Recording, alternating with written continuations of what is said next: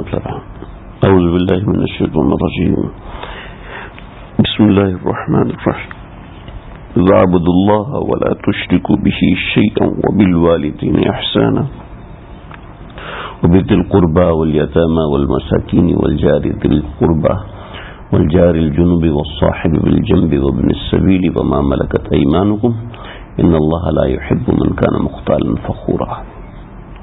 سورہ نساء آیت نمبر 36 یہاں سے ہم آغاز کر رہے ہیں. 14 احکامات مکمل ہو گئے تھے. ٹھیک ہے. اس کے بعد یہاں سے جو معاملہ شروع ہو رہا ہے وہ عمومی حقوق اللہ اور حقوق العباد کا بیان شروع ہو رہا ہے.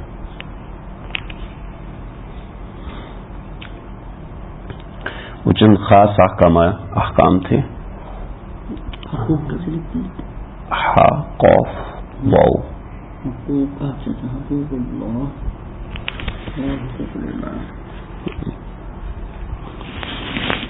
کتن قاف کنچی والی کہ وہ کنچی کون سی ہوتی ہے؟ ہم کہتے ہیں جو قاف ہے نا قاوے والی. ٹھیک ہے. صحیح کہتے ہیں ہاں کون سی کا باولپور والی. باولپور والی سمجھ آ گیا. اچھا وعبد اللہ اب حلوے والی ہے تو سمجھ میں نہیں آتی.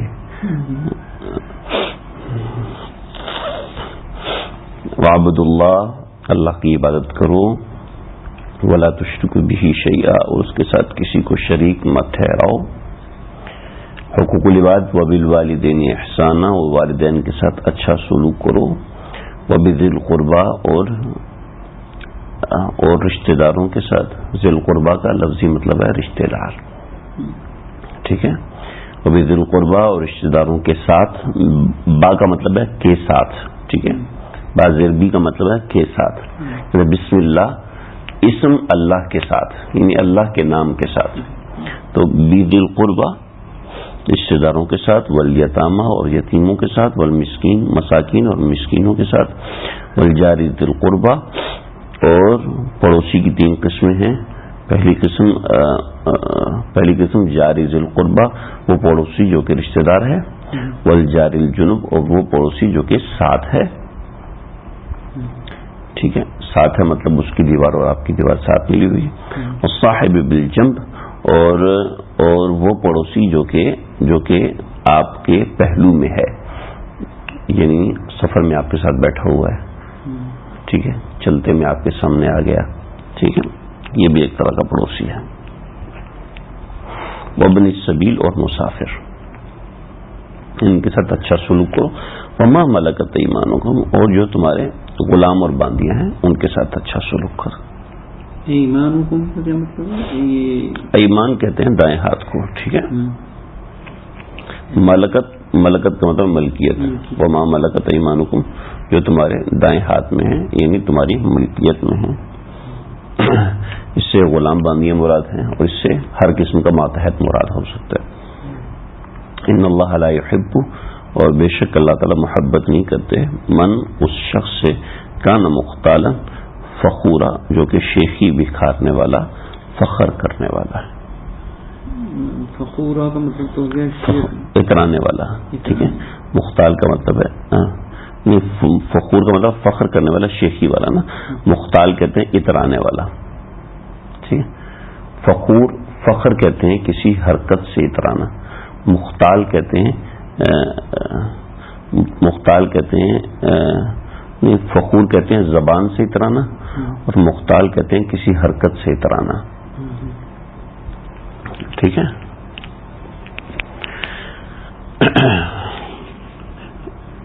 برا سلوک وہی کرتا ہے جس کے مزاج میں تکبر ہوتا ہے.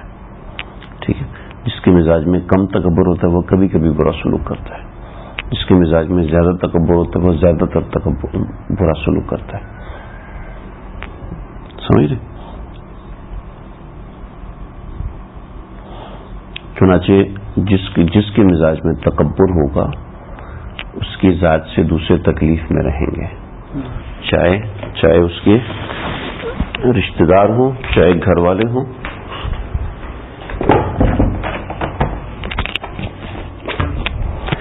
چاہے شاگرد ہوں،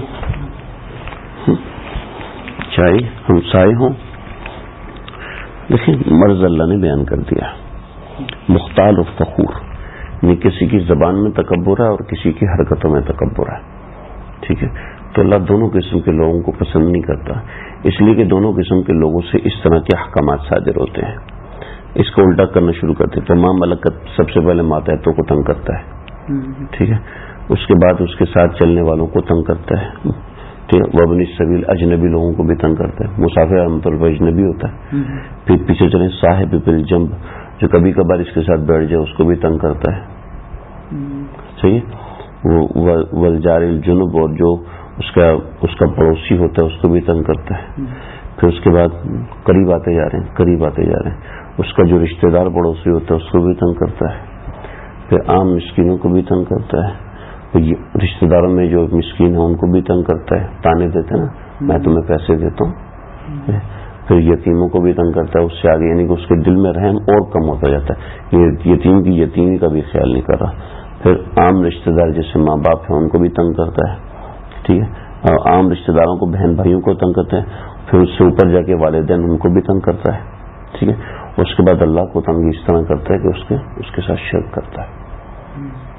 سمجھ کیسی قرآن نے ترتیب دی ہے، جس طرف سے پڑھ لو، الٹا پڑھ لو، سیدھا پڑھ لو. ایک نبض پکڑ لی اللہ نے، ایک نبض پکڑ لی کہ جس کے مزاج میں تکبر ہے وہ ان چیزوں میں کہیں نہ کہیں مبتلا ہوگا. ٹھیک ہے، رینڈملی یا ترتیب سے کسی بھی طریقے سے مبتلا ہوگا. ان اللہ، تو اللہ کہہ رہے میں ایسے سے محبت نہیں کرتا. یہ تکبر کرنے والی کے لیے سب سے بڑا سزا اللہ نے بتا دی کہ میں محبت نہیں کرتا. جو عاشق ہوگا، جو سمجھدار ہوگا، وہ اس مرض کو دور کرے گا. ٹھیک ہے، اچھا ان میں ایک اور مسئلہ ہے، الذین یبخلون وَيَأْمُرُونَ النَّاسَ بِالْبُخْلِ وَيَكْتُمُونَ مَا آتَاهُمُ اللَّهُ مِنْ فَضْلِهِ. یہ لوگ بخل کرتے ہیں، کنجوسی کرتے ہیں. ٹھیک ہے، وَيَأْمُرُونَ النَّاسَ بِالْبُخْلِ، اور دوسرے نمبر پر لوگوں کو بھی بخل کرنے کا حکم دیتے ہیں. نمبر 3 وَيَكْتُمُونَ مَا آتَاهُمُ اللَّهُ مِنْ فَضْلِهِ، اور چھپاتے ہیں جو اللہ نے اپنے فضل میں سے دیا.